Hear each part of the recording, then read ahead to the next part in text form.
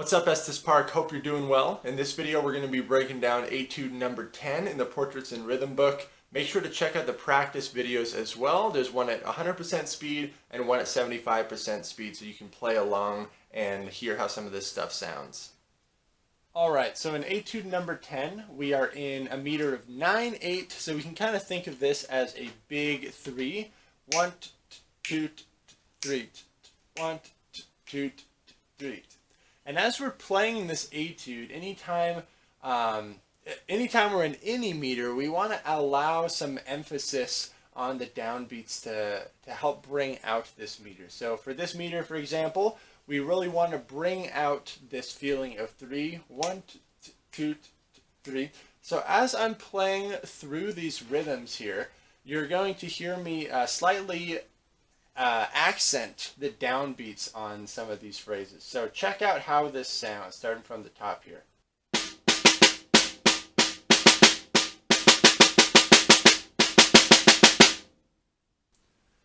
So you can see I'm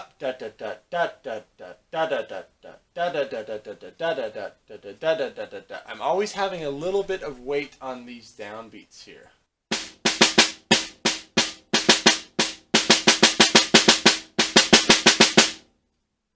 This just helps the feeling of 3 take place throughout this entire etude, and it helps it move along. Then in the second line, we get into these flams. We always need to make sure that the flams don't cause the music to have an unnecessary accent to it. We still want to keep the downbeats accented there to have this phrasing really make sense. So when I reach the second line, I'm really trying to make sure that these flams are not any louder than the rest of the phrase.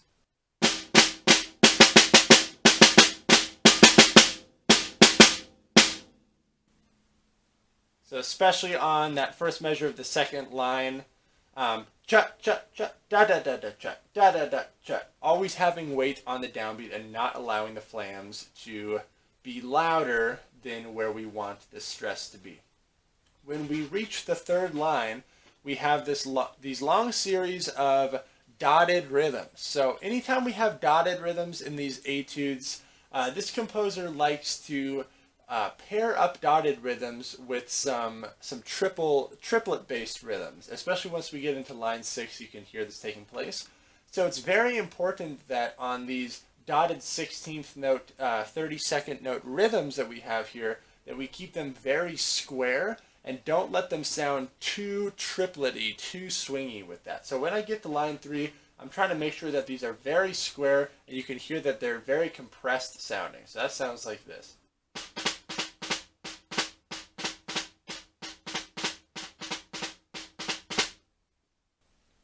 So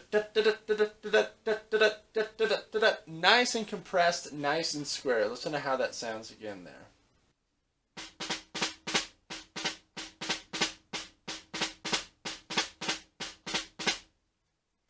Then when I reach the fourth line, we immediately need to change dynamics. So I was just at pianissimo right on the edge there.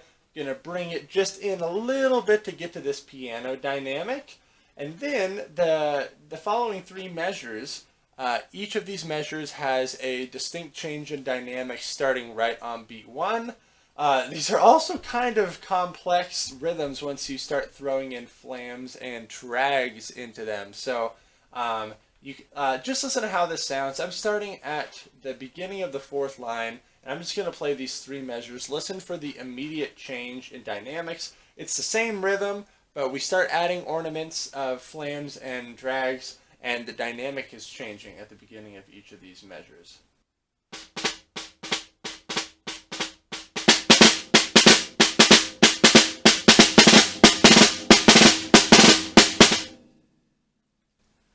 You can hear at the beginning of each of those measures is when I'm making that dynamic change. So this first measure is pretty self-explanatory on the 4th line. I'm just letting this alternate the whole time. Right, left, right, right, left, right, right, left, right, right, left, right, right, left. When I get to the second measure, we have now thrown in a flam on this single note. So what I'm doing here is I'm actually playing these I'm still actually keeping the exact same sticking. Right, left, right, right, left, right, right, left, right, right, left, right, right, left. but I'm putting that flam in my right hand.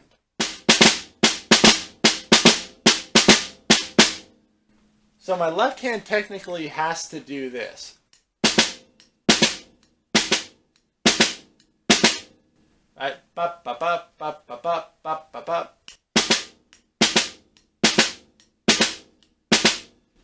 And I'm intentionally doing a downstroke to make sure that the grace note is nice and low for that flammed phrase.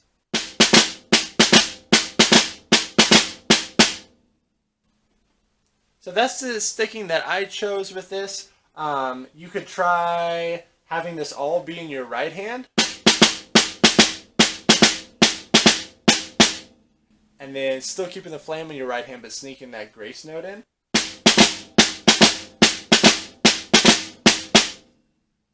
This really allows your left hand to just hang out and prep for the grace note, but it puts a lot of work in your right hand.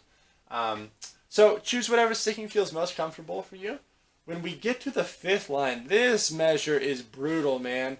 The way that I'm sticking this is right, left, left, right, left, left, right, left, left. And the reason that is taking place is because this allows my right hand enough time to sneak in this drag. If I slow this down, first measure of the fifth line, watch what my sticks are doing here.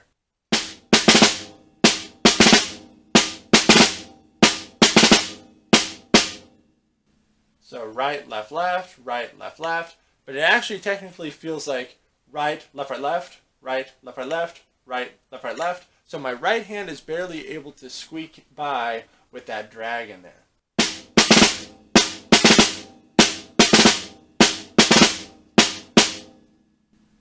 So listen to how these three measures sound again, starting from the fourth line here.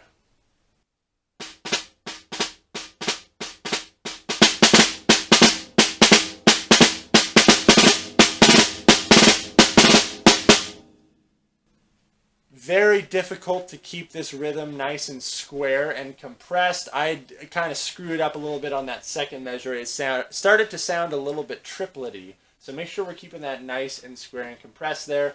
Then we immediately have to drop down so starting from the fifth line, when we get into that second measure, we need to drop down to the piano there.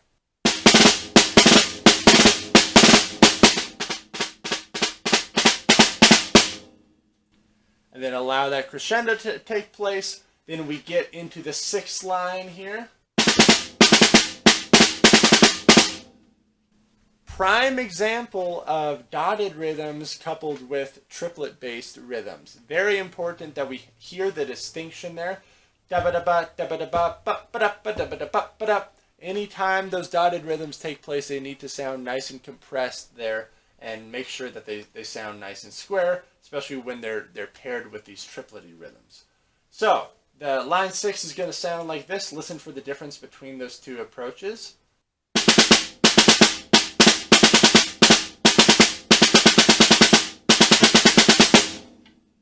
Right when we hit line 7, we need to be at a louder dynamic. We are now finally at fortissimo with these phrases with the drags. So I'm treating all of these as right hand lead for this phrase. So measure, or the first measure of line 7.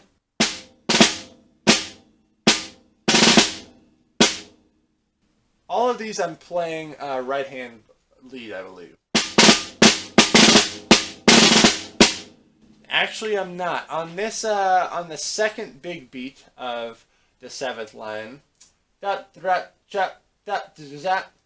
one right there, the little 5-stroke ruff, I am starting that ruff with my left hand because up to speed, my left hand has enough time to be able to get those drags in there. So really slow, it sounds like this, starting from line 7.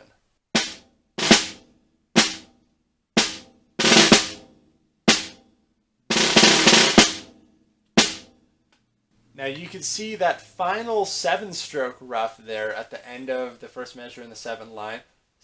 I'm actually starting on the downbeat because up to speed, you're not really able to cram these notes close enough to the primary note to make that happen. So up to speed sounds like this, or a little bit faster sounds like this.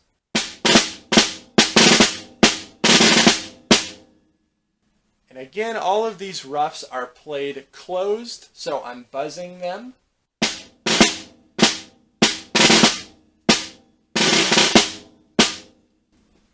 So that's what's taking place there. That's kind of a tricky measure, that first measure in line 7 there.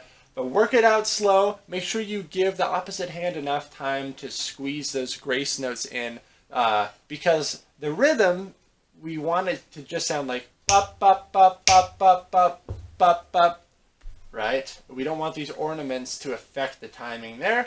Then we have this next measure in the 7th line. Pretty straightforward. Once we hit the 8th line, we now have some buzz rolls involved here. So I'm treating these all with a 16th note pulse.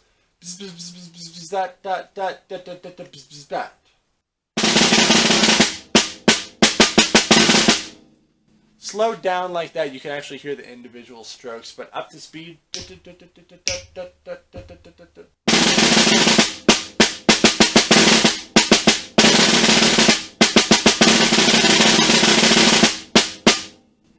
So this is at this kind of awkward tempo where it almost feels like that subdivision is too slow to have a nice connected roll, but it really gives you good practice of making sure that your buzzes are long enough to have this roll sound nice and connected there. So I'm choosing a 16th note pulse on these buzzes. If I were to play the skeleton or the check pattern of this without the buzzes, starting from line 8, it sounds like this.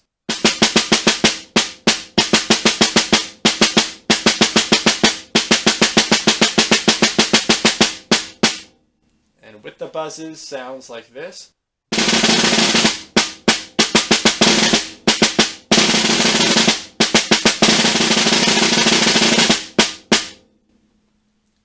Once we hit line 9, I'm treating all of these flammed phrases as flam taps. So flam right, flam left.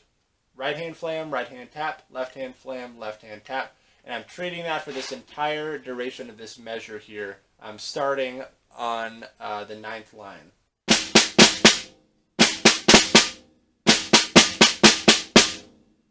So right, right, left, left, right, right, left, left, right, right, left, left, right, right, left. This allows your left hand to be on the downbeat on the second measure, but that is okay. A little faster. This just allows less work to be done by each hand if they can share the difference there. And then once we get into the second line of the 9th measure, this one's still tricky to make sure that the emphasis is still on the downbeats here. Especially when we have those flams back to back. So just make sure that we're still trying to keep the weight on the downbeats there. When we get to the 10th line, I am totally alternating this.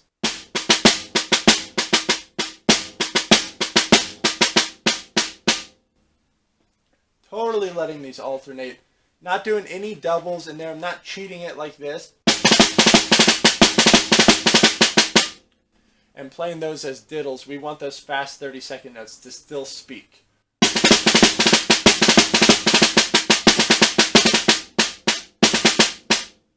So it's very important that we have that nice difference between those fast 30-second notes and then when we get into that triplet phrase there.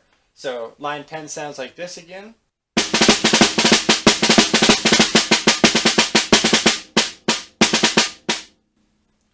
Really important that we get a nice slowdown taking place once we arrive at those 8th notes again. We don't rush that rhythm. That's going to be a tendency to want to rush that.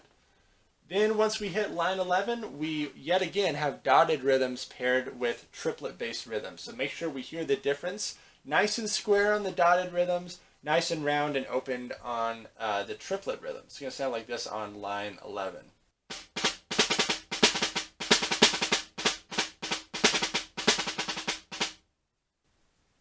Hopefully you could hear the difference between the nice square dotted rhythms and the triplet based rhythms there.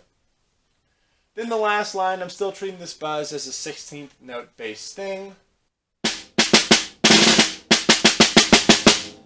The last measure, the final 4 notes should be the loudest notes in the piece.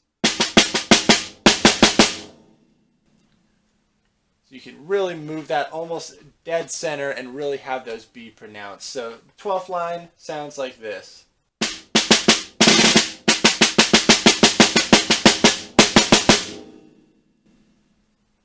And always making sure whenever we have these nice full accents that we're not pounding them into the drum, we're just allowing nice full rebounded strokes to take place, and that we're always playing off the drum there. Great. Well, I hope this gives you some insight with Etude number 10. Happy practicing.